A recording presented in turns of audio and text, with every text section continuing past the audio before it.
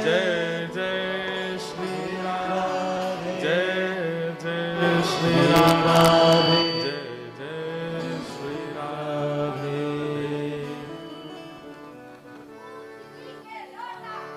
हो प्यारे, क्या बात है बंसी वारेश, क्या बात है। परम मंगल में परात प्रखलेश्वर, अकारण करुणा वरुणालय, भक्त वांछा कल्पतरु, तड़िद्वत विनिंदित पीतांबरधारी श्री बालकृष्ण प्रभु की परम कृपा से हम आप सब लोग वैदिक वांग्मय के सर्वोच्च सदग्रंथ श्रीमद् भागवत जी की सन्निधि में 3 दिवसीय हरि चर्चा, भगवत चर्चा करने के लिए न्यूजीलैंड के ऑकलैंड के इस पावन स्वामी नारायण मंदिर के सभागृह में उपस्थित हुए हैं। ये हमारा परम सौभाग्य है। ऑस्ट्रेलिया आए थे 2024 में, तभी लाला हमसे मिलने आए थे अपने दादी दादा के साथ, और तभी हमसे कहे महाराज जी आप न्यूजीलैंड चलो। हमने कि भाई हम ऑस्ट्रेलिया भी बाय फॉल्ट आ गए, आना नहीं था उस समय ऑस्ट्रेलिया, बस ऐसे ही हमारे राम जी आपके गुरु स्थान से हमारा बहुत अच्छा प्रेम है, और वहां के हमारे पूज्य साईं उन्होंने मेरे को, मैं कनाडा अमेरिका जा रहा था तो रास्ते में जाते जाते मुझसे बोले महाराज जी ऑस्ट्रेलिया भी हुआ। हमने कि हम किसी को जानते तो है नहीं, वहां पर आते हैं फोन वगैरह ऑफिस में कि आइए कभी, पर हम किसी को पहचानते नहीं। बोले अपना निवास है वहां पर। और तब आपसे बात हुई, आपने कहा महाराज जी आप पासपोर्ट की कॉपी भेजो। मैंने कहा भाई हम आराम करने जा रहे हैं कुछ दिन के लिए, हमारी बहन जी रहती हैं कनाडा में, वहां पर भी कथा नहीं कर रहे हैं। तो आपने कहा नहीं आप भेजो, ऑस्ट्रेलिया भी आइए। हमने कहा वीजा तो आएगा नहीं इतनी जल्दी। हम दिल्ली एयरपोर्ट तक पहुंचे, तब तक सारे डॉक्यूमेंट्स भेजे, और जब मैं कनाडा में लैंड किया हूं तब तक तो वीजा आ गया। मतलब ये तो मैं ऐसी बनावटी बात, व्यास है ना, हमको बातें बनाना बहुत अच्छा आता है। तो ऐसा लगा मानो कि सीधे शमशान घाट में सेट होना पड़ता है, मृत्यु ही आती है फिर और कोई उपचार नहीं दिखता। लेकिन इस महाविषाद रूपी दुखालय में एक जगह है जहां परम सुख है। मोबाइल फोन निकालिए, सेल्फी मोड ऑन करके अपने आप को देखो, आप बहुत सुखी हो इससे। ये सुख आपको कहीं नहीं मिलेगा जो अभी मिल रहा है, ये सबसे बड़ा सुख है। दीन कहे धनवान सुखी, जो दीन है वो कहता धनवान बहुत सुखी है। धनवान कहे सुख राजा को भारी। धनवान कहते हैं कि नहीं, हमारे भारत में तो ट्रेंड है, पहले व्यक्ति धनवान होना चाहता है, धनवान होने के बाद में फिर वो नेता बनना चाहता है। हाँ, दीन कहे धनवान सुखी, धनवान कहे सुख राजा को भारी। एक बार मुझे बस गद्दी मिल जाए, कितने करोड़ चाहिए बताइए, मैं लगाने को तैयार हूं। प्रचार में खर्च कर देंगे, इधर खर्च कर देंगे, एक बार बस हमको एमएलए की, एमपी की, इसकी टिकट मिल जाए। और अब आप सब भी भारत के ही हो, सब जानते हो भारत में कैसा, और भारत में ये सब जगह चलता है। व्यक्ति धनवान होने के बाद क्या चाहता है? आपके यहां पर भी धनवान होने के बाद मैं मेयर बन जाऊं, मैं थोड़ा यहाँ पे और क्या क्या होते हैं, मेयर होता है और कौन होता है, एमपी होते हैं, मेंबर ऑफ पार्लियामेंट होते हैं, वो बन जाऊं। अच्छा एक बार यूएस की बात है, 2011-12 में अपनी गर्मियों की छुट्टी में पिताजी के साथ हम गए वॉशिंगटन डीसी। तो वहां व्हाइट हाउस के सामने हम फोटोज खिंचा रहे थे, तो तभी एक साइकिल पर एक बंदा आया, साइकिल उसने खड़ी की, तो हम लोगों ने उससे रिक्वेस्ट की कि भाई एक फोटो हमारी खींच दो। गोरे ही थे, या ऑफ कोर्स खड़े हो गए हम ऐसे, और फिर वो हमको एंगल बता रहा था, ऐसे करो, हम ऐसे कर, ऐसे कर। फिर उसने अपना आईडी कार्ड निकाल के पहना, वो मेंबर ऑफ पार्लियामेंट। तो तबला वाले एक भैया थे हमारे साथ, हमने कि हमारे यहाँ तो भाई साहब 4 गाड़ी आगे 5 गाड़ी पीछे, 10 आदमियों तन के चने, हट जाओ हट जाओ हट जाओ, सांसद जी आ रहे हैं। मनिया सांसद हमको बता रहा है कि ऐसा एंगल लो, फोटो खींच। कहने की बात धनवान होने के बाद व्यक्ति ये चाहता है कि मैं किसी पर राज करूं, मेरे पास एक सत्ता हो। धन के बाद व्यक्ति को यश की इच्छा होने लगती है। दीन कहे धनवान सुखी, दीन कहता है धनवान सुखी है, पर धनवान कहे सुख राजा को भारी। राजा कहे महाराजा सुखी। एमपी बन गए, मेयर बन गए, उनको लगता है नहीं प्रेसिडेंट ज्यादा अच्छा, हम प्रेसिडेंट बने कभी। महाराजा सुखी। और महाराजा कहे सुख इंद्र को भारी। जो पूरे देश का नेतृत्व करने वाला बन जाता, उसको लगता है कि अब मैं देवता बन जाऊं, इससे भी ऊंचा तो देवता होता है, वो बन जाऊं। महाराजा कहे सुत इंद्र को भारी। इंद्र कहे चतुरानन को सुख। इंद्र कहता है कि ब्रह्मा ज्यादा सुखी है। क्यों? आगे भी देख लेते हैं, पीछे भी देख लेते हैं, इधर भी देख लेते हैं, इधर भी, 4 मुख हैं उनके। पर ब्रह्म कहे सुख विष्णु को भारी। विष्णु सबसे सुखी है। पर तुलसीदास विचार कहे हरि भजन बिना सब जीव दुखारी। तुलसीदास विचार कहे हरि भजन बिना सब जीव। हमारे वृंदावन में आके देखो, यमुना जी के तट पर महाराज एक कॉपिन पहने हुए बाबा रज लगाए हुए माथे पर इतने मस्त होकर के नाचते हैं, उनसे ज्यादा सुखी कौन? हमारे गोवर्धन में जाके देखो, 3 बाबा हैं, 3 परिक्रमा रोज गिरिराज जी के लगाते हैं। 1 परिक्रमा इज इक्वल टू 21 किलोमीटर। 3 परिक्रमा कितनी हो गई? कितनी हो गई? 63 किलोमीटर एवरी डे। मतलब उनकी 3 परिक्रमा जब पूरी होती हैं, उसके बाद वो केवल बैठते हैं, स्नान करते हैं, तिलक स्वरूप लगाते हैं, दूसरे दिन की परिक्रमा शुरू कर देते हैं। हर दिन लगाते हैं और केवल मुख में राधे राधे राधे राधे जपते रहते हैं और केवल परिक्रमा लगाते हैं। उनको देखोगे तो आप सुखी हो जाओगे, इतने सुखी लगते हैं। रहने को मकान नहीं है, पहनने को कपड़े नहीं है, खाने को अन्न नहीं है, लेकिन सुख किसे कहते हैं उनको देख के लगता है। तो सुख तो केवल हरि नाम में है, हरि भजन में है, हरि कथा में है, और कहीं सुख नहीं है। सत्य बता रहे हैं, हम पर बहुत बड़ी कृपा है ठाकुर जी की कि हमको ठाकुर जी ने ये सेवा दी, भगवत सेवा। जहां जाते हैं बस कथा के बिना रह ही नहीं पाते। अब इतनी भागदौड़, ठाकुर जी ऑस्ट्रेलिया से भाग के गए, वृंदावन पहुंचे, वृंदावन से जगन्नाथपुरी गए, जगन्नाथ से पन्ना गए। मतलब 4-5 दिन के वृंदावन प्रवास में भी मैं जगन्नाथपुरी भी हुआया, सप्तनिधियों में से पन्ना के ठाकुर जी श्री जुगल किशोर जी भी हुआया, वृंदावन के श्री राधा वल्लभ जी का प्रसाद, राधा रमन जी का प्रसाद, सबका प्रसाद भी पा लिया। कई महापुरुषों के दर्शन भी हो गए, कई सारे भक्तों को दीक्षा भी दिया है। गुरु पूर्णिमा उत्सव पर अपने गुरुदेव को भी प्रणाम करे आए, न्यूजीलैंड भी आ गए, यहाँ आकर के फिर कथा करने लगे। मतलब एक क्षण भी ठाकुर जी की कथा से विलीन नहीं जाता, बिलग नहीं जाता, इसीलिए हम सुखी हैं, परम सुखी। सुख क्या है? भगवत कथा, भगवत रस, भगवत नाम, इससे बड़ा सुख और कहीं नहीं। लेकिन दुख के 2 कारण जिनके बारे में यहां चर्चा की जा रही है, बहुत ध्यान से सुनना। देह स्थिमां सरुधिरे भिमतिम त्यजत्वं जाया सुता दिशु सदा ममतां विमुंच। दुख के 2 कारण कौन कौन से हैं? अहमता और ममता। अहमत्व और ममत्व। सब लोग इधर देखो, ध्यान से सुनो। अहमत्व और ममत्व।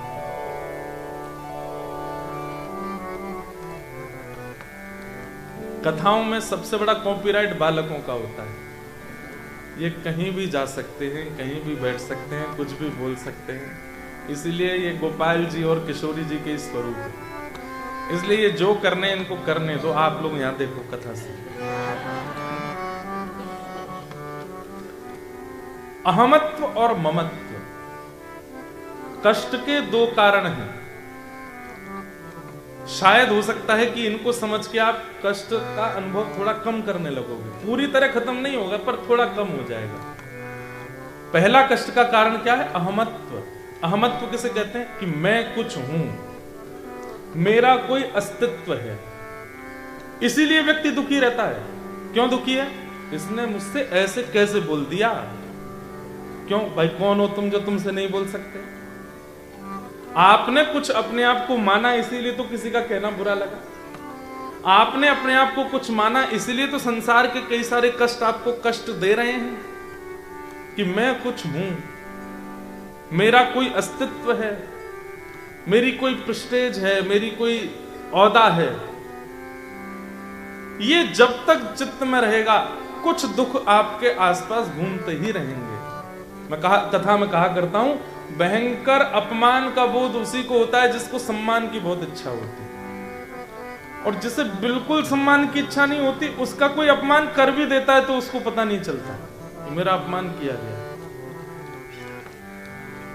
हमारे महाराष्ट्र में एक संत हुए श्री तुकाराम जी महाराज। आज मैं सुबह आया तो मेरे को महाराष्ट्र की याद करा दी, जिनके घर पे हम रुके। महाराष्ट्र मुझे बहुत प्रिय है क्योंकि वहां के भक्तों में दीनता बहुत है, सरलता बहुत है। श्री तुकाराम जी महाराज। तुकाराम जी कौन है?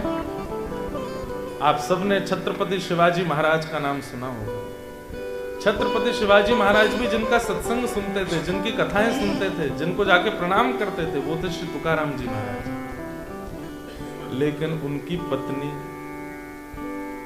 दिन भर लड़ती थी उनसे, इतना लड़ती थी, इतना लड़ती थी, इतना लड़ती थी कि श्री तुकाराम जी महाराज अंतर्निष्ठ हो गए। बिल्कुल ऐसे हो गए, मेरा कोई अस्तित्व ही नहीं। अब पत्नी उनको बुरा बोले, भला बोले, कई बार तो हाथ भी उठा देती थी, लेकिन तुकाराम जी को बुरा क्यों नहीं लगता था? क्योंकि वो अपने आप को कुछ समझते ही नहीं थे। छत्रपति शिवाजी महाराज प्रणाम कर रहे हैं, वो व्यक्ति अपने आप को कुछ नहीं समझेगा। यही तो भक्ति सिखाती है। तृणादपि सुनीचेन, श्री चैतन्य महाप्रभु कहते हैं, कभी विशाल वृक्ष बनने का प्रयास मत करना, क्योंकि आंधी आती सबसे पहले गिरेगा। सदैव तृण बनने का प्रयास करो। कितना भी सैलाब आ जाए, वो तृण हिलता नहीं है। इधर होगा लेकिन उखड़ेगा नहीं। छोटी घास वो तूफान में उड़ती है क्या? नहीं उड़ती। वो घास इधर उधर होती रहेगी लेकिन उखड़ेगी नहीं। और विशाल वृक्ष टूट के गिर पड़ता है। इसलिए तृणादपि सुनीचेन, भक्ति मार्ग में आ रहे हो तो भक्ति मार्ग में आके दीन बनना सीखो, सहज बनना सीखो, सरल। हमको केवल दुनिया से प्रेम मिलता है ना, खूब गालियां भी मिलती है, खूब बुरा भला भी बोलते हैं, अनर्गल भी बोलते हैं, जो मन में आता बोलता है, बिना जाने बोलते हैं, हम कुछ नहीं कहते, क्योंकि यही तो सीख रहे हैं यहां से, तृण के समान। तो श्री तुकाराम जी महाराज, एक बार उनकी पत्नी आई और आके बोली, लो ये कुछ गन्ने हैं, इनको बेच के आओ, और बेच के इतना पैसा बनेगा, ला के मेरे हाथ पर दे देना। तुकाराम जी बोले, ठीक है देवी, जाता हूं। उस समय पर कैंडीज तो होती नहीं, टॉफी तो होती नहीं, मिठाई तो होती नहीं, गन्ना ही मीठा होता था बस। तो जैसे ही गन्ना लेके निकले तो तुकाराम जी के पीछे छोटे छोटे बच्चे चलने लगे, बाबा दे दो, बाबा हमको दे दो, बाबा एक दे दो। तो श्री तुकाराम जी, इतना दया आ गई उनके चित्त में, बालकों को गन्ना बांटने लगे, तू भी ले जा, ये ले, तू भी ले जा, अच्छा तेरे को भी चाहिए, तू भी ले जा, सबको बांट दिया। 12-13 गन्ने में से एक बचा बस। लौट करके जब आए तो पत्नी इतनी खुश हो गई उनकी देख करके, सारे बिक गए, एक बचा है, लाओ लाओ लाओ, इतने गन्नों का इतना पैसा बना होगा, मेरे हाथ पे रखो। तुकाराम जी ने वो बचा हुआ गन्ना रख दिया, बोले देवी यही बचा है। बोले पैसे कहाँ हैं इतने सारे? बोले पैसे थोड़ी, वो तो छोटे छोटे बच्चे आए, मैंने सब में बांट दिए। पत्नी को इतना गुस्सा आया, उसने उसी गन्ने को घुमा के दिया उनकी कमर पर। जैसी कमर पर घुमा के दिया तो गन्ना टूट गया। तो तुकाराम जी इतने खुश हो गए, मेरी पत्नी कितनी पढ़ी लिखी है। क्यों? मैं सोच रहा था एक ही बचा है, 2 लोग कैसे खाएंगे, तूने बढ़िया तोड़ के 2 कर दिए। आहा, कितनी बुद्धिमान हो। मैं अपमान कर रही हूं तुम्हारा, तुमको बिल्कुल भी फर्क नहीं पड़ता। तुकाराम जी महाराज बोले, मैं हूं कौन जो मेरा सम्मान हो? मैं हूं कौन जो मेरा अपमान हो? क्या है ऐसा मेरे पास जिससे मैं सम्मान के आदि में रहूं, और क्या है ऐसा मेरे पास जिससे मैं अपमान से दुखी हो जाऊं। ये आंखें देखती हैं क्योंकि ठाकुर जी दिखाते हैं, जिस दिन चाहेंगे अंधा कर देंगे। मेरे वश में मेरी आंखें नहीं है तो फिर मैं अभिमान इन आंखों का क्यों करूं। मेरे कान मेरे वश में नहीं, जिस दिन चाहेंगे बहरा कर देंगे। और ये होता ही है। जैसे जैसे समय निकलता है हम अंधे होते चले जाते हैं, बहरे होते चले जाते हैं, गूंगे भी होते चले जाते हैं, सारे दांत टूट जाते हैं, बोला ही नहीं जाता है। जितने तन के चले थे उतने ही झुकते चले जाते हैं। आंखों पर पड़ेगा जाला, नाक से बहेगा नाला, लाठी से पड़ेगा पाला जरा जिंदगानी का। तो फिर अभिमान क्यों? अभिमान तब आप कर सकते हो जब आप अपने शरीर को आज्ञा दे दें कि हे शरीर, तेरे को पढ़ाया लिखा करके मैं न्यूजीलैंड लेके आया, इतनी मेहनत करके डॉलर कमाए, घर बनाया, महंगी महंगी गाड़ियां ली, तू मेरी एक बात नहीं मानेगा क्या? चल अब बूढ़ा नहीं होना तू, मानेगा शरीर? नहीं मानेगा। तो फिर अभिमान क्यों? अभिमान उस पर किया जाता है जिस पर आपका अधिकार है, पर जो शरीर आपकी एक नहीं सुनता है उस पर अभिमान क्यों करते हैं? इसलिए पिताजी सबसे पहली बात कि व्यक्ति अहमत्व का त्याग कर दे। आज से ही आप ये सोचना बंद कर दीजिए कि मैं कुछ हूं। बहुत दीन बन जाइए, बहुत सहज बन जाइए, बहुत सरल बन जाइए, फिर देखना 50-60% दुख तो आपके यहीं खत्म हो जाएंगे। अब दूसरे दुख का कारण क्या बनता है? दूसरे दुख का कारण है ममता। लेकिन मेरे मन ऐसा कहता है कि अहमत्व निकल गया तो ममता भी चली जाएगी। ममता किसको कहते हैं? ये मेरा है, मैं इसके बिना रह नहीं सकता, ये मेरा है, ये मेरी वस्तु है, ये मेरा घर है, मेरी गाड़ी है, मेरे बच्चे हैं, मेरी पत्नी है, सब कुछ मेरा है। ये ममत्व दूसरा दुख का कारण होता है। मैं कथाओं में कहा करता हूं कि आप यहां से निकले, बाहर निकल करके जैसे ही आप मेन रोड पर पहुंचे तो आपने क्या देखा? फुटपाथ पर कोई धुआं उड़ा रहा था। धुआं उड़ाना अच्छी बात है कि बुरी बात है? क्या बात है? बुरी बात है। लेकिन आपने उसको टोका क्यों नहीं?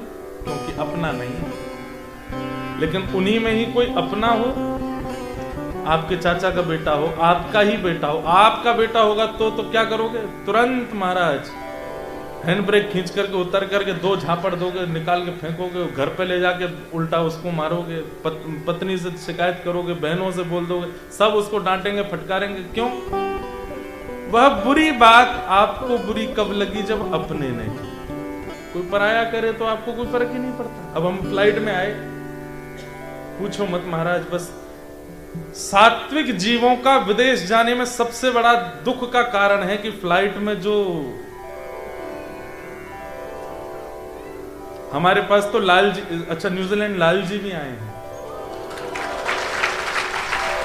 ऑस्ट्रेलिया नहीं आए थे, पिछली साल आए थे, पर अब जब से हम चतुर्भुज हो गए तब से लाल जी वहीं जाते हैं जहां चारों भुजाएं मिलें।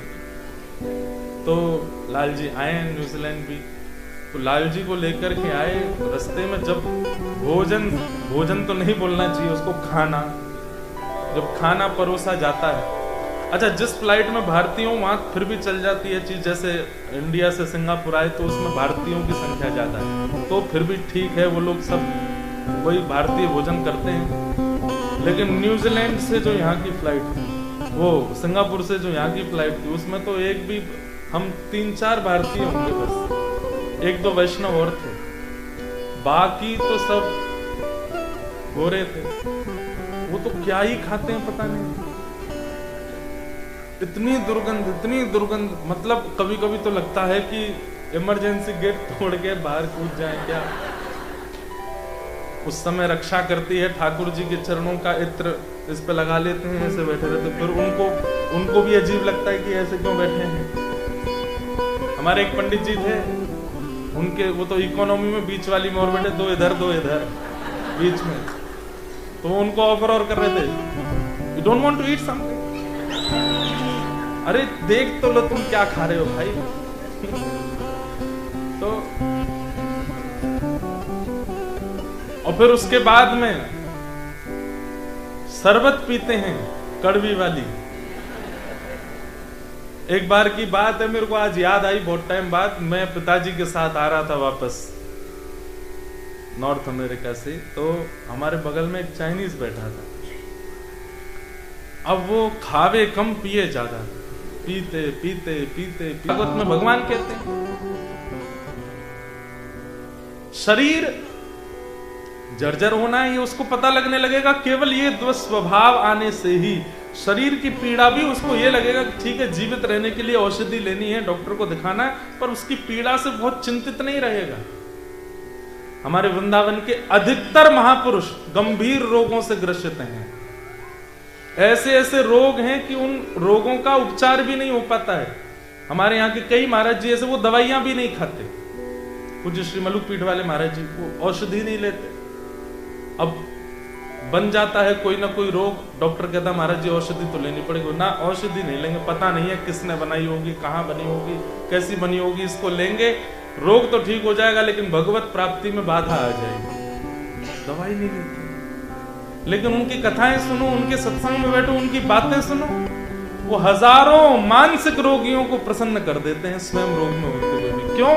क्योंकि अहमत्व नहीं है, ममत्व नहीं। तो इन दो चीजों पर जिस व्यक्ति ने काबू कर लिया, उसको संसार की कोई ताकत दुखी नहीं कर पाएगी। देहे स्थिमां सरुधिरे भिमतिं त्यजत्वम् जाया सुतादिषु सदा ममतां विमुञ्चन् पश्यानिशं जगदिदं क्षणभङ्गुनिष्ठम् वैराग्य राग रसिको भव भक्तिनिष्ठ। कहते हैं कि जो इन दो चीजों को चित्त में ले आता है, अहमत्व और ममत्व से बचने लगता है, उसको संसार कैसे लगने लगता है? बोले क्षण भंगुर, जैसे बबल्स, एयर बबल और वाटर बबल्स कैसे होते हैं, स्पर्श कर दो तुरंत फूट जाते हैं। संसार ऐसा ही है, वो कितने दिन का है कुछ पता नहीं है।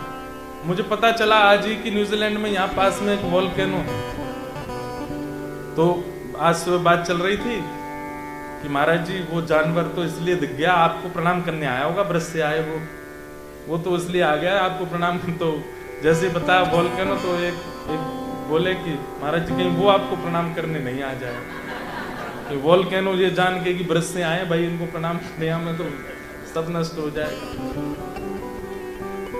तो एक वोल्केनो है यहाँ पर, और फिर बहुत सारी बातें सुनी। कोई बोल रहे थे 250 वर्ष का जीवन है, कोई कह रहे 1000 वर्ष का जीवन है न्यूजीलैंड का, वो जिस दिन फट जाएगा उस दिन सब पानी में चला जाएगा। पहले ऑस्ट्रेलिया न्यूजीलैंड एक ही थे, बीच का सब पानी में डूब गया, सब बातें कर। पर ये केवल एक जगह की बात नहीं है, पूरा विश्व ऐसा है, हम सबका जीवन ऐसा ही है। क्षण भंगुर पश्यानिशम जगदितम क्षण भंगुनिष्ठम। एक ही तरीका है, बोले क्या? जितने दिन हैं शेष जीवन के बचे, उतने जीवन में बस केवल भगवान नाम। कोई कहे गोविंदा, कोई गोपाला, कहे गोविंदा, कोई गोपाला,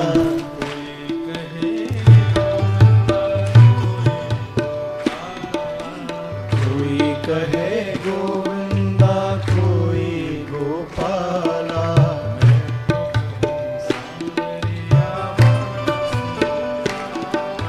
मैं तो कहूँ सांवरिया बांसुरिया।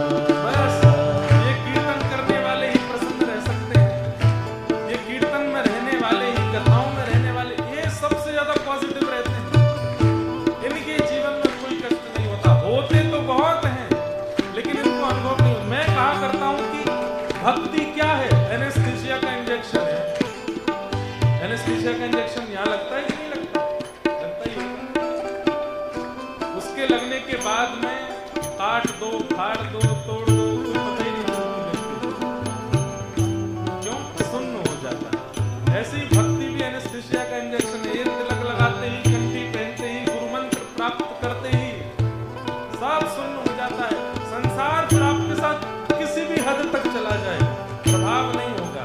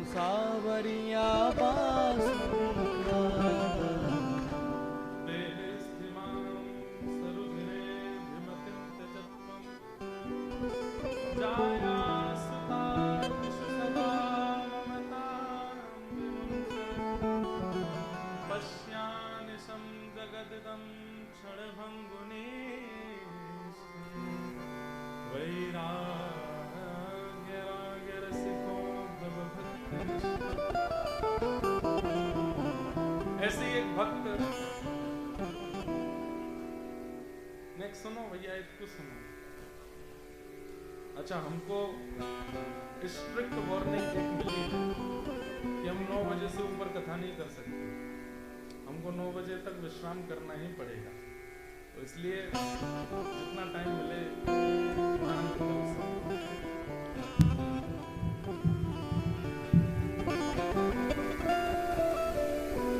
श्री रसखान जी, जिनके लिए हम सोच के ही आए थे, इनका नाम मूलतः रसखान नहीं था। एक तो ये मुस्लिम थे और फिर ब्रज में आकर के इन्होंने ऐसी प्रेम निष्ठ भक्ति की कि लोगों ने इनका ब्रज में नाम रख दिया रस की जो खान है। खान जानते हैं? रस का जो भंडार है, रस की जो खदान है, रस का जो समूह है, उनका नाम रख दिया रस खान। मूलतः इनका नाम सैयद इब्राहिम नाम इनका था और परिवार के लोग इनको मोमिन कहते थे। ठाकुर जी जाति नहीं देखते, बिरादरी नहीं देखते,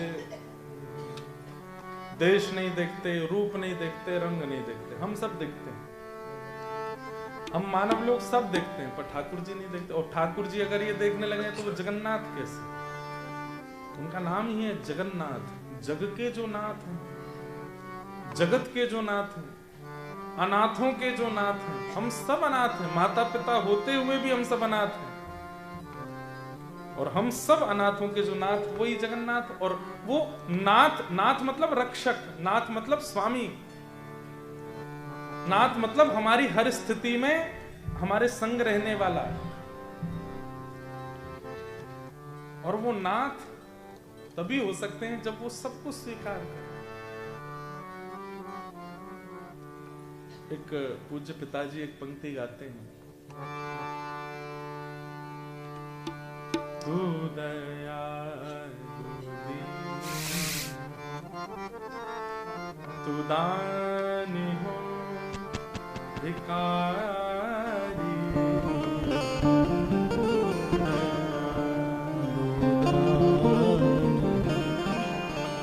दानी हो भिखारी,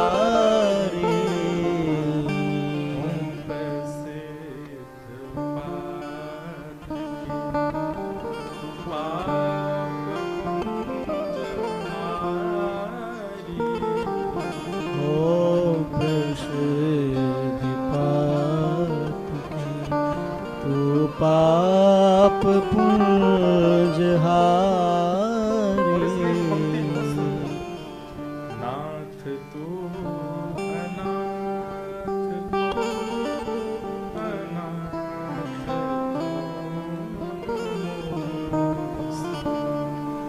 नाथ तू अनाथ को अनाथ को।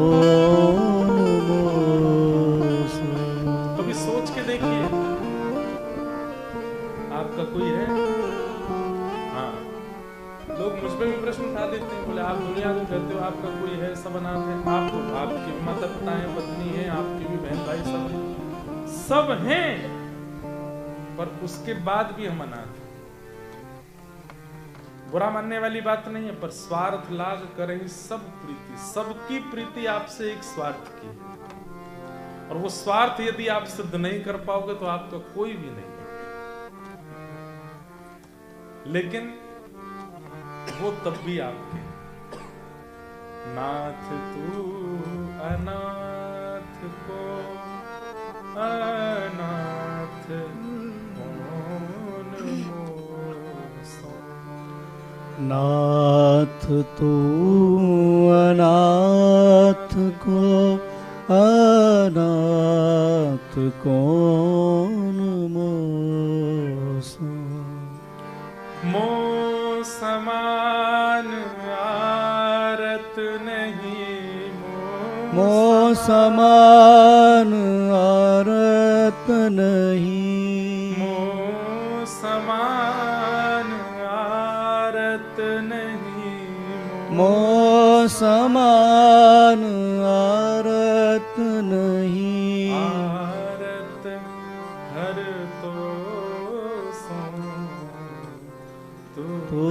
दयालु दीन हो, तू दानी हो भिखारी, तू दयालु दीन हो, तू दानी हो भिखारी। ठाकुर जी सबके नाथ, इसलिए हर नाम के पीछे नाथ, द्वारिकानाथ, बद्रीनाथ, जगन्नाथ, रंगनाथ, श्रीनाथ, सब जगह नाथ। नाथ शब्द का मतलब ही होता है स्वामी, नाथ का मतलब रक्षक, नाथ का मतलब पति, पति को भी नाथ कहते हैं। हम सबके नाथ। रसखान शाहिद इब्राहिम पठान कुल में जन्मे थे। अब रसखान जैसे भक्तों के चरित्र को सुन के आपको एक चीज स्पष्ट हो जाएगी कि आपके चाहने से ठाकुर जी आपको प्रिय नहीं लग सकते। ठाकुर जी को आपके ऊपर दृष्टि पड़ी है, इसलिए आपके अंदर उनके प्रति प्रेम है। अगर वृंदावन प्रिय लगता है, व्रज प्रिय लगता है, कथा प्रिय लगती है, नाम प्रिय लगता है, तो इसका मतलब आपकी सामर्थ्य की परे की बात है। ये आप नहीं कर सकते थे, ठाकुर जी को आप प्रिय लग गए, इसलिए वृंदावन आपको प्रिय लग रहा है। और इस बात का प्रमाण ये सब मुस्लिम भक्त देते हैं, जिनमें पहला नाम रसखान। दो कथाएं आती हैं इनके वृंदावन प्राप्ति की, दोनों कथाएं हम सुनेंगे।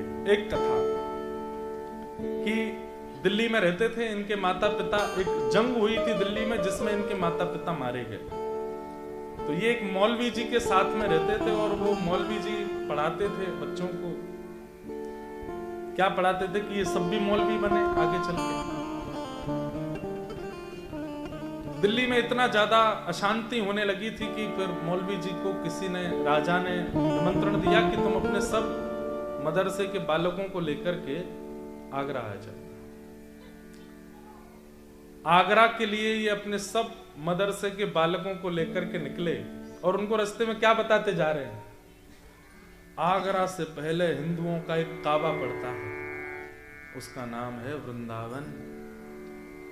तो सब बालक पूछने लगे, अब क्या बोलते हैं पता नहीं, उनके यहाँ मौलवी जी बोलते हैं, मौलवी जी, मौला जी, मुल्ला जी, मौलाना जी। एक भैया यहाँ पाकिस्तान के भी बैठे, सब जगह के लोग बैठे, तो मौलाना जी। अभी हम दीक्षा दे के आए वृंदावन में, कई बालक हैं। तो दीक्षा में पंच संस्कार होते हैं, जिसमें तत्व, पुण्य, मंत्र, नाम और याग। तो उसमें नामकरण संस्कार में सबका नाम पूछा जाता है और फिर गुरुदेव नया नाम रखते हैं। तो संसार में आपका वही नाम रहता है जो आपका जन्म से है, पर निकुंज में और ठाकुर जी की सन्निधि में आपका वो नाम रहता है जो गुरुदेव ने दिया। तो मैं सबके नाम पूछता हूँ। तो अभी पहले भी हो चुकी हैं, पर इस बार एक बालक आया, उसका मैंने पूछा, मैंने कहा क्या नाम है? अब आंखों से रोवे सरोवे। मैंने कहा बताओ क्या नाम है? उसने नाम बताया अपना, नशीन। अब नशीन नाम सुन के कुछ नहीं, मैं उसका नामकरण करने लगा। फिर मैंने एक बार मैंने कहा पूरा नाम क्या है?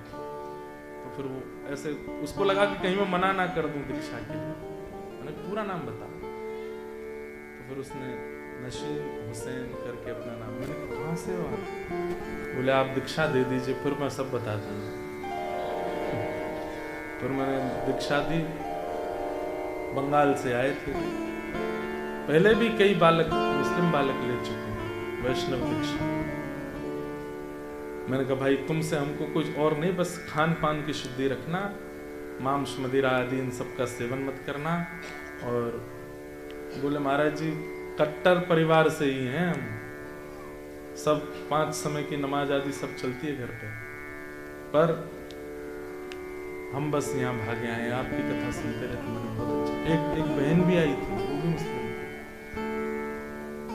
कई बार एक भारतेंदु हरिश्चंद्र हुए, उन्होंने रसखान के लिए कहा है इन मुसलमान भक्त जनन पर कोटिक हिंदू वारी है। ऐसे मुसलमान भक्त हैं कि इन पर करोड़ करोड़ हिंदुओं को भी वार देना चाहिए। अब नाम मुसलमान हो जाता है, हिंदू हो जाता है, जाति इधर उधर हो जाती है, लेकिन भक्ति जात पात पूछे नहीं को, हरि को भजे सो हरि को हो। जो हरि का है उसकी कोई जाति नहीं है। रसखान मोमिन या फिर कह दो साहिद इब्राहिम अपने मौलाना जी के साथ में जा रहे थे, तो मौलाना जी कह रहे थे आगे हिंदुओं का एक काबा पड़ने वाला है, उसका नाम है वृंदावन। बोले अच्छा, वहां हिंदुओं का भगवान रहता है और हमने सुना है वो टेढ़ी टांग है उसकी। तो सब बालक बोले तो मौलाना जी क्या करें? बोले कानों में रुई लगा लो, आंखों पे पट्टी बांध लो। बोले इसका क्या अभिप्राय है? बोले उसको देख लोगे तो वो तुमको पागल कर देगा, अपना बना लेगा, और आंखें बंद करके कानों से अगर उसको सुन लोगे तो भी तुमको पागल कर देगा, इसलिए कानों में रुई। अच्छा, कई बालकों में ऐसा होता है स्वभाव, हमारे घर में भी बालक हो, उनको मना करो यहां मत जाओ, वहीं देखो क्या है यहाँ पे। उन्हीं बालकों में ऐसे स्वभाव वाले थे साइद इब्राहिम, जो बाद में बने रसखान। पट्टी बांधी लेकिन थोड़ी ढीली सी, कान में रुई तो डाली लेकिन थोड़े ऐसे कि ऐसा क्या है, मैं भी तो देखूं। जैसे ही वृंदावन की सीमा आई, मौलाना जी ने सबके आंख बांध दी, कानों में रुई लगा दी, और एक के पीछे एक बालक पकड़ करके चल रहे हैं, और इनका जो भी जाप होता है बोले वो जाप करते चलो, उससे दूर रहेगा वो। लेकिन जैसे ही प्रवेश किया वृंदावन में, अब बीच बीच में ऐसे उठा के देखते हैं रसखान, ऐसा कैसा बालक है, ऐसा कैसा भगवान है, टेढ़ा है। और हमारे मौलाना जी बता रहे थे छोटा है, बड़ा भी नहीं है, छोटा सा है। और छोटा सा बालक इतने लोगों को पागल कर देता, मैं देखूं तो सही है कैसा। कभी इधर से उठा के देखें, कभी कान से रुई निकाल करके सुने। इतनी ज्यादा मन में उत्सुकता होने लगी, तभी जगऊ कलम बाम दृशाम मनोहरम, सुंदर वेणु की ध्वनि सुनाई दे रही है। और ठाकुर जी वेणु कैसे बजाते हैं? जिस गोपी को बुलाना है ना, उसी का नाम बोलते हैं उस वेणु में। रसखान इनका प्रथम नाम भगवान नहीं रखा। अरे रसखान तू मोयना देखेगो, मैं तो यही ठाड़ो। मुझको रसखान कौन बोला? अच्छा, जब ठाकुर जी की, अच्छा एक बात है, ठाकुर जी दिख जाए या ठाकुर जी का स्वर सुनाई दे जाए या ठाकुर जी का अनुभव होने लग जाए, तो पहली स्थिति जो होगी निर्वाक, वो बता नहीं पाओगे किसी को कि हो क्या है। किसी से अगर आपने जाके कह दिया कि मेरे साथ ऐसा ऐसा हुआ, तो समझो कि आपने ठाकुर जी को नहीं किसी और को देखा है। मीराबाई कभी नहीं बता पाई, उन्होंने पूरा ग्रंथ लिख दिया, इतनी मोटी किताब पदों की लिख दी, लेकिन बता नहीं पाई कि जब ठाकुर जी दिखते हैं तो क्या होता है। लगन लगी घनश्याम की जाए, लगन लगी घनश्याम की जाए, लगन लगी घनश्याम। नारायण जी गाते हैं, लगन लगी घनश्याम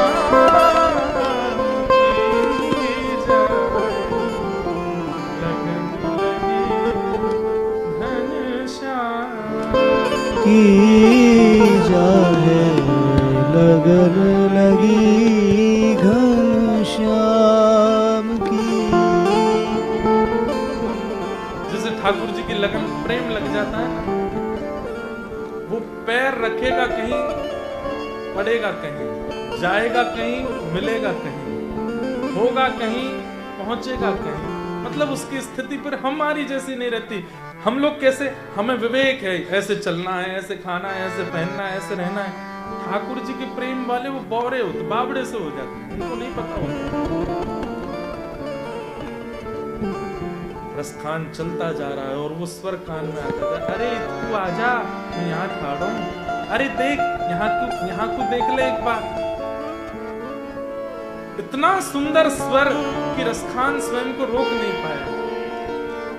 प्रेम के जितने स्वरूप होते हैं, इस बार एडिलेड में कथा हुई थी, वहां मैंने प्रेम के 8 स्वभाव बताए थे और वो 8 स्वभाव एक साथ रसखान में प्रकट होने लगे, जिसमें पहला है नेत्रों से अश्रु गिरना, दूसरा है शरीर के रोंगटे खड़े होना, तीसरा है शिवरिंग होना, हाथ पैर कांपने लगना। कई सारे उसके 8 स्वभाव हैं, मिलेगा तो कल शायद यहां भी सुनाऊं। वो 8 स्वभाव एक साथ रसखान में प्रकट होने लगे और जैसे ही नेत्र खोल करके देखा, आहा, त्रिभंग ललित श्याम सुंदर मुरली मनोहर ऐसे खड़े और मंद मंद मुस्का करके रसखान को अपनी ओर बुलाए। एक क्षण की वो झलक दिखते ही ठाकुर जी तो अंतर ध्यान हो गए और रसखान मूर्छित होकर गिर पड़ा।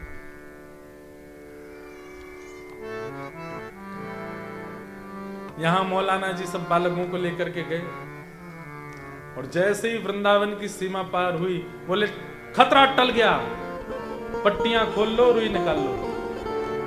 बालकों ने सबने पट्टियां खोल ली, रुई निकाल ली। बोले सब हैं ठीक है। बोले अरे मौलाना जी वो मोमिन कहां गया, शाहिद कहां गया, अरे अरे कहां गया। दौड़ करके गए तो देखा जाकर के महाराज शरीर कांप रहा है, नेत्रों से अश्रु गिर रहे हैं और पूरे शरीर के रोंगटे खड़े हो रहे हैं। एक बात और, यदि कृष्ण प्रेम में कोई व्यक्ति पड़ गया हो, उसको कोई अगर छू देना तो उसको भी हो जाएगा।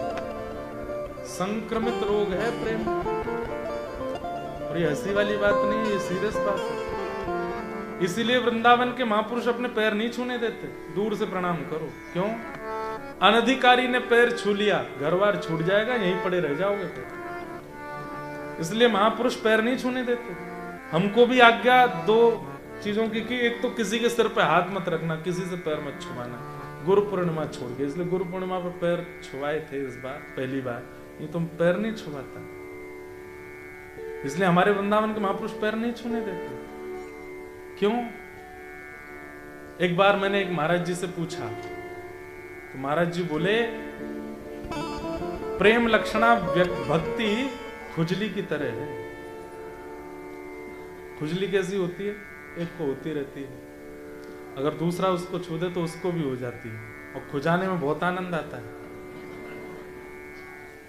उस प्रेम में उसी को आनंद आता है जो कृष्ण प्रेम में है, दूसरे को नहीं पता होता, लेकिन दूसरे के स्पर्श से वो रोग लग जाता है। मौलाना जी ने तुरंत बालक को छूना नहीं, इसको छूना नहीं। पकड़ लिया, उस कालिया ने पकड़ लिया, टेढ़ी टांग वाले ने पकड़ लिया, भागो यहां से। और रसखान जी को वैसा ही रोता बिलकता छोड़ करके भाग गए।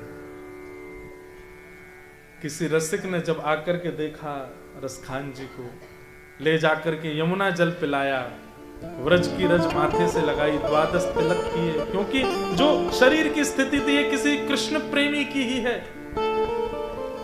कृष्ण प्रेमी की स्थितियां कैसी हैं? 6 लक्षण।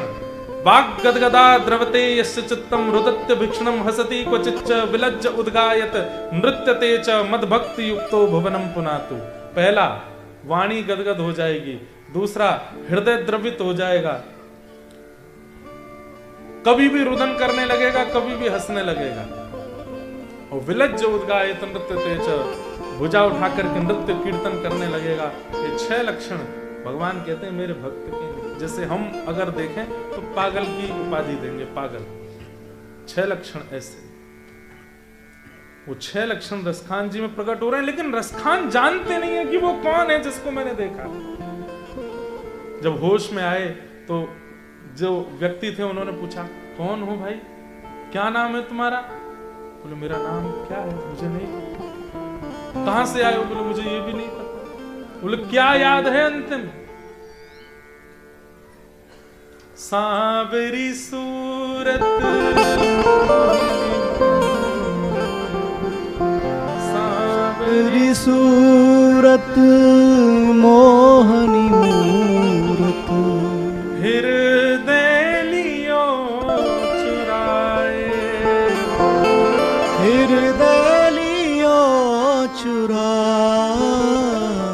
बाकी चाल चले मनमोहन, बाकी चाल चले मनमोहन, अब जिए को नाही सुहाए, अब जिए को अब संसार का मुझे और कुछ याद नहीं, केवल इतना याद है, एक सांवला सा मोहिनी से मूरत थी उसकी। कौन था? अब सोचिए, कोई साधन नहीं है रसखान के पास, कभी जप नहीं किया, कभी गंगा स्नान नहीं किया, कभी तीर्थ नहीं गए, कभी प्रसाद नहीं पाया, कभी किसी महापुरुष की कथा नहीं सुनी, कभी कोई साधन नहीं किया था रसखान ने। जन्म से मुसलमान, ईद करते हैं, नमाज करते हैं, सब अपने धर्म के सारे काम किए, बस रोने लगे उस महापुरुष के चरण। कौन है वो? कौन है? मुझे कुछ नहीं चाहिए, केवल उनको देखना है, वो कौन है? तब उस महापुरुष ने बताया, बोले वो तो नंद नंदन। बोले कौन नंद नंदन? बोले नंद जी के लाला। कौन नंद जी? कौन उनके लाला? तब उस महापुरुष ने पूरी भागवत की कथा सुनी और संपूर्ण भागवत कथा सुना करके कहा कि ये है श्री कृष्ण। जब गोपी गीत में गोपियों को छोड़ करके अंतर ध्यान हो गए श्री कृष्ण, और गोपियां इधर उधर यत्र तत्र ढूंढ रही हैं, कृष्ण को पुकार रही हैं, उस समय रसखान की कथा सुनते सुनते स्थिति गोपियों जैसी हो गई, इधर गिरते हैं उधर गिरते हैं। बोले ऐसे ही मुझे छोड़ के चले गए, कहां चले गए? बुलाइए ना उन्हें। तब लोगों ने जांच पड़ताल की, उनको पता चला कि इनका नाम शायद इब्राहिम है, लेकिन ऐसे रस के समूह में है तो लोगों ने प्रेम से उनका नाम रसखान रखा। रसखान। अच्छा, एक बात, एक फिल्मी गाना है, मुझे उसकी लाइन याद नहीं, जो दिल प्यार करेगा, वो गाना कैसे है? हर दिल जो प्यार करेगा। वाह भाई हरिवंशी। हर दिल जो प्यार करेगा वो, भाई प्रेम का एक स्वरूप है।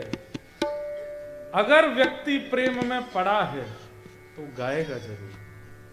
अच्छा, संसार का प्रेम प्रेम नहीं है, वो प्यार है।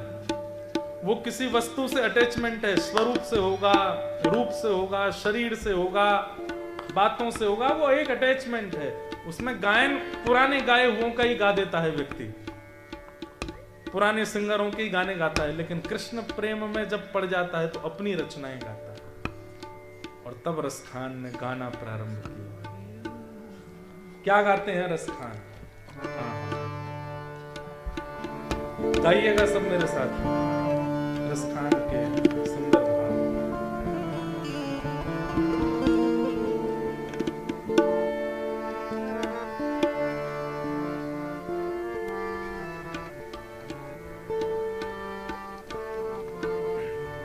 ब्रह्म में ढूंढो पुराण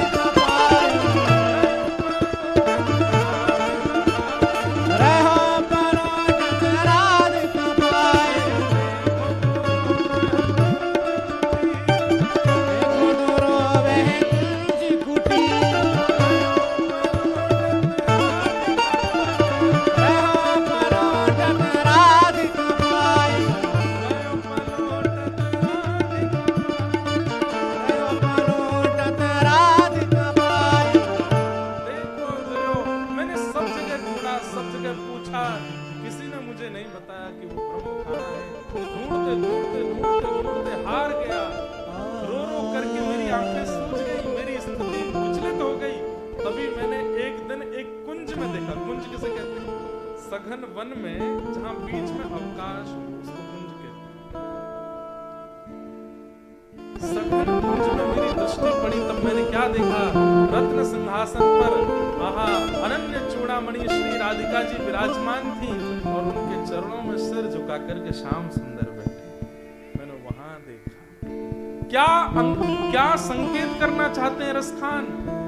तुम कितने भी साधन कर लो, पर श्याम सुंदर तो श्री जी को नाम भजवे से ही मिलेंगे, किशोरी जी को नाम भजवे से ही मिलेंगे। श्री राधा श्री राधा श्री राधा जपवे सो ही मिलेंगे। देखो दुरो वह कुंज कुटीर में रयो पलोटत राधिका। बस यहां दर्शन हुआ श्री रसखान जी को। पहला दर्शन तो हो ही चुका था, दूसरी बार यहां दिखे।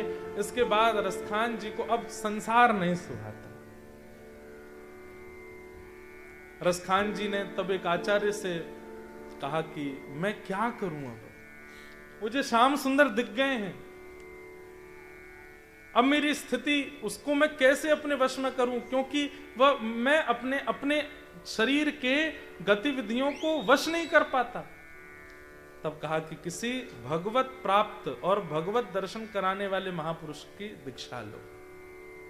तब श्री रसखान जी ने गोसाई श्री विठलनाथ जी से दीक्षा प्राप्त की, श्री वैष्णव ब्रह्म संबंध प्राप्त किया। ब्रह्म संबंध प्राप्त करने के बाद वही हुआ जो हर भक्त के साथ होता है, क्या? एकांत वासा। श्री रसखान जी गोकुल के पास भयंकर वन के भीतर यमुना जी के तट पर महावन में जाके रहे और वहीं रहकर के श्री रसखान जी ने ठाकुर जी की मधुर मधुर लीलाओं का दर्शन किया। एक बार गोस्वामी तुलसीदास जी महाराज का ब्रजमंडल में आगमन हुआ। दो तुलसीदास जी को जानते हैं सब? जानते हैं? रामचरितमानस की रचना की, हनुमान चालीसा की रचना की, कवितावली की रचना की। ऐसे श्री रसखान जी, श्री गोस्वामी तुलसीदास जी वो ब्रजमंडल आए। ब्रजमंडल में 5 संतों से मिले, रसिकों से मिले श्री तुलसीदास जी। उनमें से एक थे श्री रसखान। कैसे मिले? एक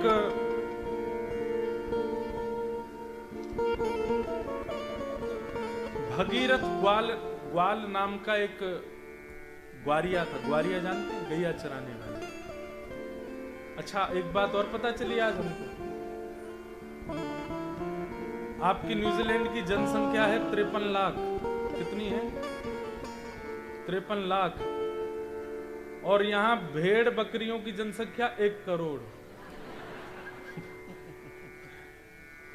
गायों की जनसंख्या 60 लाख। अगर भेड़ और गैया मिलके एक फौज बना के यहां के मानवों पर आक्रमण करें तो हरा देंगे। आप 53 लाख हो, वो 1 करोड़ 60 लाख। लेकिन कितना अच्छा है, मानव कम है यहाँ। आप लोगों के लिए एक फायदे की बात है कि यहाँ आपका भजन बहुत अच्छा हो सकता है, वजन भी हो सकता है, भजन भी हो सकता है। भजन बहुत अच्छा बन सकता है। क्यों? क्योंकि शांति है। लेकिन दुर्भाग्य की एक बात है कि ये सब जो है ना, ये भोग नगरियां हैं, ये भोग देश है। यहाँ भोग बहुत इजी है। आंखों के, कानों के, नाक के, जीव के, त्वचा के जो भोगी वस्तु हैं वो बहुत इजीली यहां मिल जाते हैं। इसलिए भजन थोड़ा दिक्कत देता है। लेकिन भैया कमल कीचड़ में ही खिलता है। यहां अगर आपने रह के भजन कर लिया तो शायद आपको ठाकुर जी बहुत जल्दी मिल जाएंगे, क्योंकि इन भूमियों पर भोग बहुत सहज है। इसलिए यहाँ की शांति का फायदा उठाइए, यहाँ के वातावरण का फायदा उठाइए, यहाँ की जो पीस है, जो वातावरण है, उसका फायदा उठा करके भगवत भजन में लगो। तो गोस्वामी तुलसीदास जी महाराज ब्रजमंडल आए और ब्रजमंडल में एक भगीरथ ग्वारिया के यहाँ गोस्वामी तुलसीदास जी रहते थे, निवास कर रहे। तो बहुत सेवा करता था उनकी। उसी को गोस्वामी जी कहते थे कि भाई इस भक्त का दर्शन कराओ, वो लेके जाता था। गोस्वामी जी ने कहा भाई हमने एक यवन कुल के व्यक्ति के बारे में सुना है, वो यहीं रहता है। अच्छा, रसखान जी का विरोध भी बहुत करते थे, बहुत विरोध होता था। एक तो मंदिर में प्रवेश नहीं करने देते थे उनको, बाहर से ही दर्शन करते थे। और यदि वो कोई पद गाते, उनके पद को सुन के कोई समाज में गा देता तो समाज ही उठ जाते थे। किसका पद गा रहे हो? म्लेच्छ का पद गा रहे हो, यमन का पद गा रहे हो। अरे महाराज वो म्लेच्छ यमन बाद में, पहले देखिए ना कैसा भक्त है। अरे भक्ति भक्ति सब आडंबर है उसका। संसार बात बनाने में बहुत अच्छा, सबके ऊपर बना देते हैं, 2 मिनट लगती है। रसखान जी पर भी बहुत उनका विरोध बहुत होता है। गोस्वामी तुलसीदास जी महाराज ने एक यवन भगीरथ ग्वारिया से कहा कि मुझे उस यवन को मिलना है। वो कहा? बोले वो महावन पर एक टीला है। टीला कहते हैं मिट्टी का जो ऐसे पहाड़ जैसा छोटा सा खड़ा हो जाए, उसको टीला बोलते हैं। बोले उस पर वो रहते हैं, पूरे दिन रोते रहते हैं महाराज, यहीं पड़े रहते हैं। कोई भोजन दे जाए तो पा लेते हैं, नहीं तो कितने कितने दिन भूखे और केवल रोते रहते हैं। हे श्याम सुंदर, हे माधव, हे गोपाल, ऐसे ही कहते रहते हैं। गोस्वामी जी बोले मैं उनका दर्शन करने जाऊंगा और तुम मत चलना, मैं अकेले जाऊंगा। ग्वारिया लौट गया, गोस्वामी तुलसीदास जी पहुंचे। गोस्वामी जी के सिर पर उर्दपुंड देख के, गले में कंठी माला देख करके और धोती स्वरूप देख करके रसखान जी समझ गए कि कोई महापुरुष है। गोस्वामी जी प्रणाम करने की स्थिति में आए, उससे पहले तो रसखान जी ने दंडवत कर लिया। महाराज ये सब मत करो, मैं इसका अधिकारी नहीं हूं, आप मुझे प्रणाम क्यों करने लग रहे थे? अरे रसखान, आप वो हैं जिनका रूप देख करके रस का संचार हो जाता है। कैसे हैं? बोले बिना ठाकुर जी के कैसे हैं? बिन जल मछली वैसे। रोने लगे, व्याकुल हो गए, गोस्वामी जी के चरण पकड़ दिए। बोले कि मुझे बताइए ना कि नाथ कब मिलेंगे। गोस्वामी जी बोले वो सब तो बात बाद की है, ये बताओ मैंने सुना है सालों से यहीं महावन के टीला पर पड़े हो, क्यों?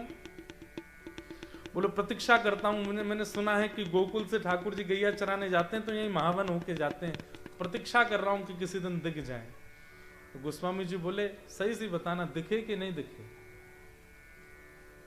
रसिक जो होते हैं ना बंधुओं, वो अपना अनुभव ज्यादा बताते नहीं है, वो छुपाते हैं।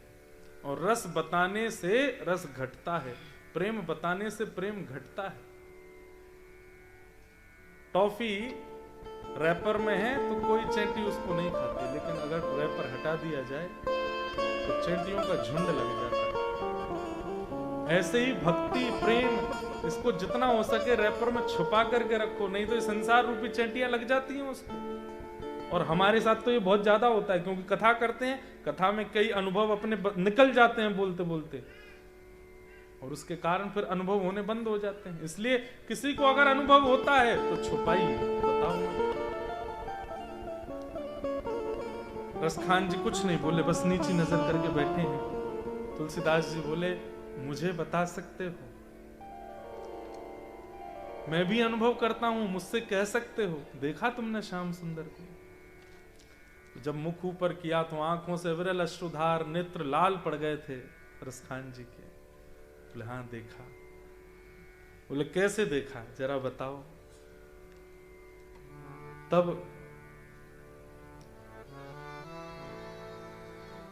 रसखान जी कह रहे हैं, धूर भरे अति शोभित श्याम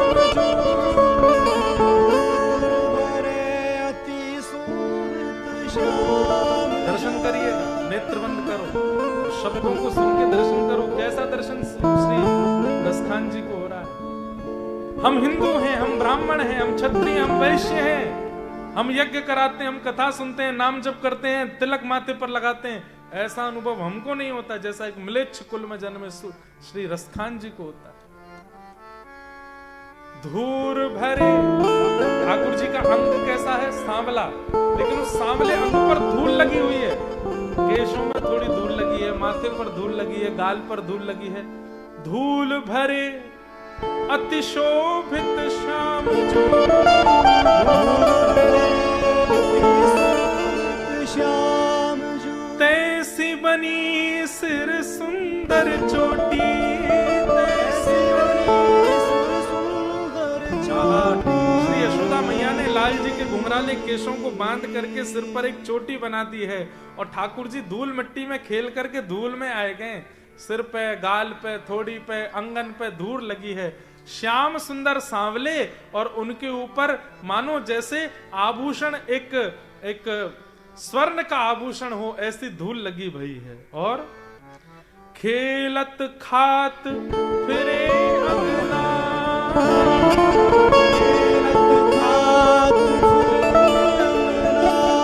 पग पे जनी बाजत पीर कठोरी,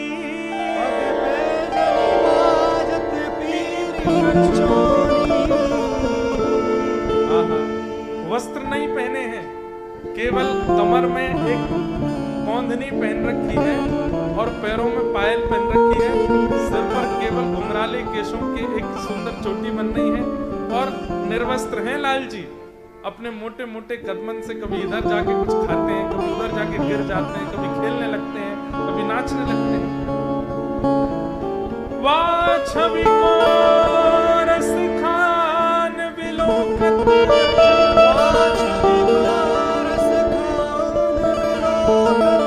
भारत काम कला निज कोटि, भारत काम कला। इस रूप का दर्शन करके श्री रसखान जी दूर से ही बलैया ले रहे हैं ठाकुर जी की। इतने सुंदर लग रहे हैं ठाकुर जी, इतने सुंदर लग रहे हैं।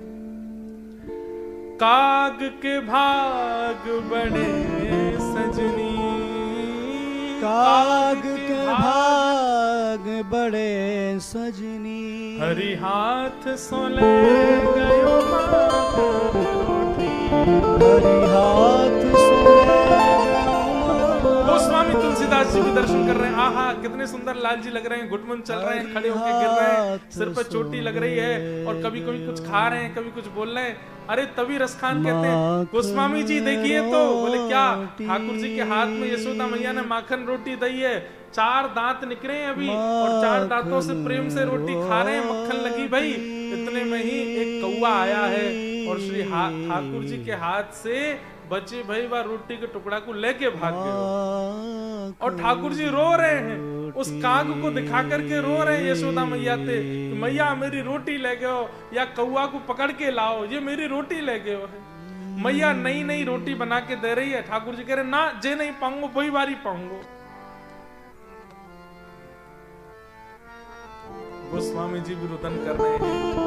यहाँ रसखान भी कह रहे हैं काग के भाग बड़े सजनी, काग के भाग बड़े सजनी, हरि हाथ सो ले गयो माखन रोटी, हरि हाथ सो ले गयो माखन रोटी। सूरदास जी के नेत्र सजल, श्री तुलसीदास जी के नेत्र सजल। रसखान को हृदय से लगा लिया, वाह रसखान, यहाँ बैठे बैठे तो को दर्शन हूं मैं निकुंज में। ठाकुर जी कहाँ लीला कर रहे हैं, यशोदा जी के लाल जी क्या लीला कर रहे हैं। और कोई दर्शन हो तो बताओ ना। बोले एक दिन इसी टीला पर बैठे बैठे मैंने जो देखा वो आपको बताऊं। बोले हाँ बताओ। जा दिन ते नंद को छोरा, जाते नंद को छोरा, जा दिन ते नंद को छोरा, जा दिन ते नंद को छोरा, या चराए या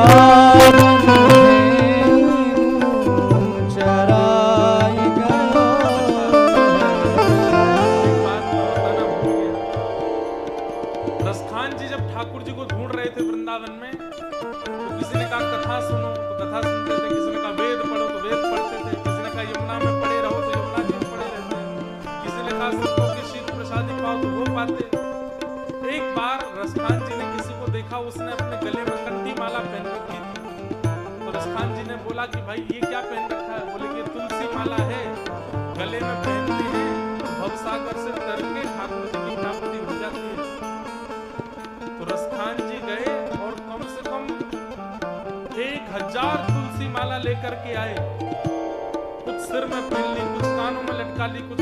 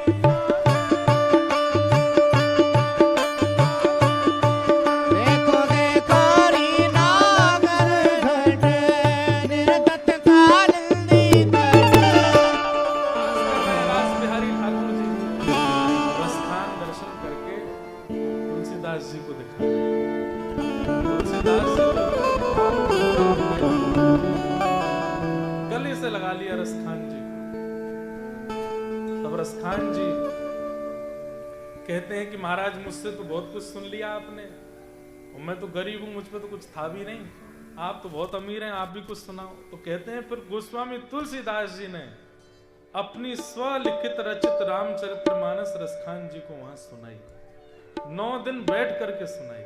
और रसखान जी ने फिर सालों तक गुणगान गाए कृष्ण के और पाठ किया रामचरितमानस का। और उन्होंने यह भी बताया कि मानस जी के पाठ से मेरे चित्त में कृष्ण भक्ति प्रकट हुई। नित्य रामचरितमानस जी का पाठ करते थे। एक दिन वहीं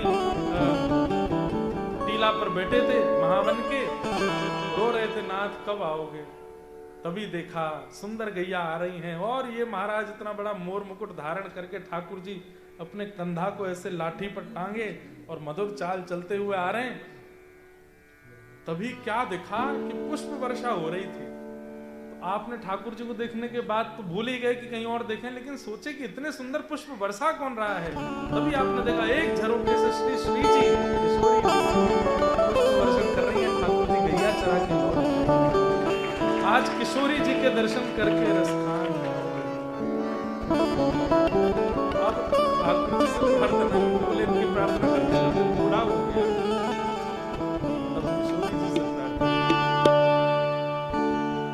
किशोरी जी से प्रार्थना की,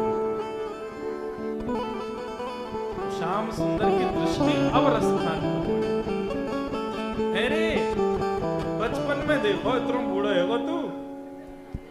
ठाकुर जी रसखान बोले आपको पता भी है अरे नेक्स्ट तो आयो ब्रजमंडल में, तब देखो मैंने इतने दिन आते यहीं पढ़ो है। जय जय अब कृपा करो। तब किशोरी जी और ठाकुर जी दोनों सम्मुख आए, रसखान का हाथ पकड़ करके सिर पर हाथ रखा, उसको रसखान जी ने दंडवत प्रणाम किया, वहीं शरीर का त्याग करके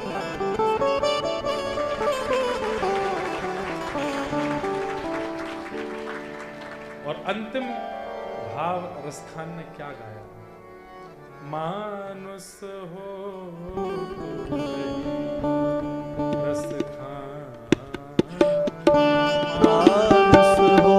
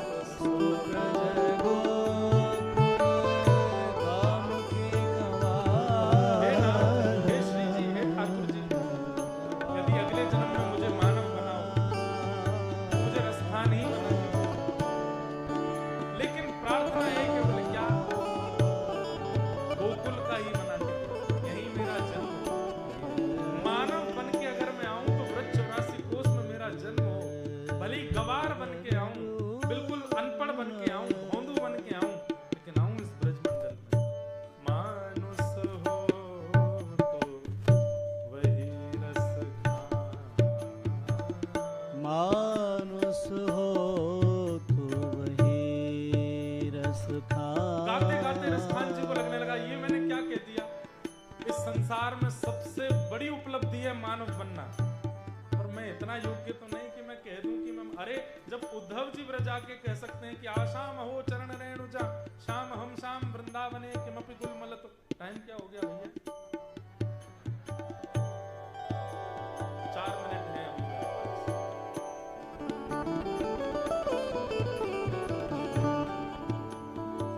जब उद्धव जी कह सकते हैं कि हे विधाता अगले जन्म में मुझे इस ब्रजमंडल में पौधा बना के भेजना, मैं मानव बनने के अधिकारी, मैं रसखान कैसे कह सकता हूँ? तो अगली पंक्ति में रसखान जी अपनी बात बदल देते हैं। पहले तो बोले मानव बन के आऊं ब्रज में, तब अगली पंक्ति में क्या कहते? नहीं नहीं सॉरी गलती हुई। जो पशु हो तो कहां बस में, जो पशु हो तो कहाँ बस मेरो, चरो नित्य नंद की धेनु मझार,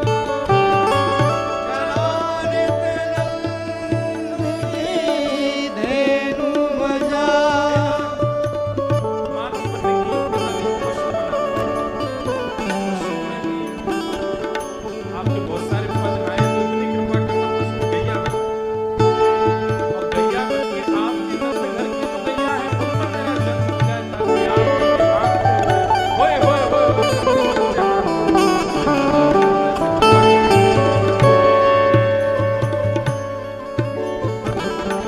तब रसखान जी फिर कान पकड़ क्षमा बोले क्यों? पशु बनना उसमें तो गैया बनना उसके लिए बड़ी योग्यता चाहिए, मेरे को उतनी भी नहीं। और तीसरी बात कहते हैं मानव कट्टस पशु कट्टस। और तीसरी बात क्या? वाहन हो तो वही गिरी,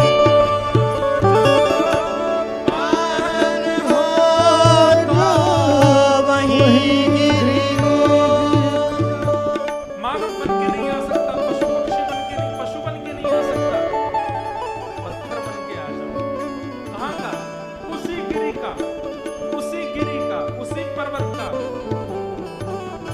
हरो करो मिले जो खग, रो करो मिले जो खग हो तो, जो खग हो तो बसे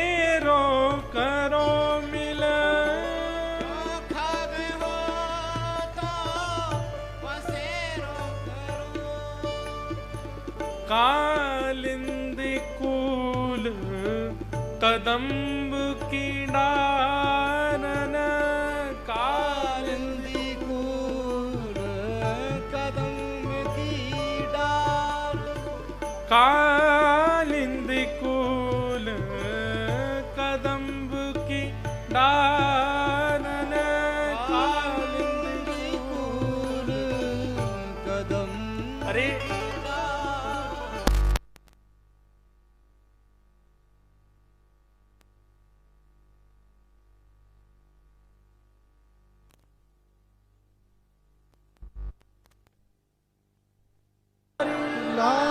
की और श्री रसखान जी महाराज भगवत लीला में प्रविष्ट हो गए। ऐसे भक्त रस जो कि अहमता और ममता दोनों से परे हुए ठाकुर जी ने ऐसा ऐसा आनंद दिया कि कुल नहीं है, जाति नहीं है, कुछ भी नहीं था, लेकिन फिर भी भगवत प्राप्ति करते। हमारे पास तो सब कुछ है, फिर भी हम प्राप्त नहीं कर पा रहे हैं। बस ऐसे रसखान जी को हम बार-बार प्रणाम करते हैं। एक लीला और है इनकी कथा की, पर अब समय हो गया है, इसलिए हम यही कथा को विश्राम देते हैं। आप सबका 2 मिनट ज्यादा ले लिया है हमने, हैं?